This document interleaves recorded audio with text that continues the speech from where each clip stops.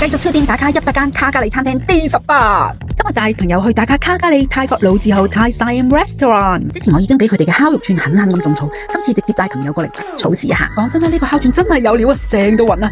雞腿肉同豬肉烤到外層焦香酥脆，入邊仲會爆汁，一啖咬落去，滿滿嘅泰國香料野良煙，大風情啊！朋友吔咗第一啖就瘋狂點頭，果然冇推薦錯，真係絕子啊！跟住係綠咖喱，相比紅咖喱，佢嘅辣度溫柔啲，椰奶、香茅同九層塔嘅香氣融合得超級自然啊！配埋椰汁飯一齊食，真係順飯神器啊！吔多兩碗都冇問題啊！冬陰功湯表現都相當在線啊，酸甜開胃，帶住一絲絲嘅微辣，香茅、南薑、檸檬葉同香草嘅味道沉沉疊，再配埋鮮嫩彈牙嘅蝦仁，真係越飲越上頭啊！根本停唔到口。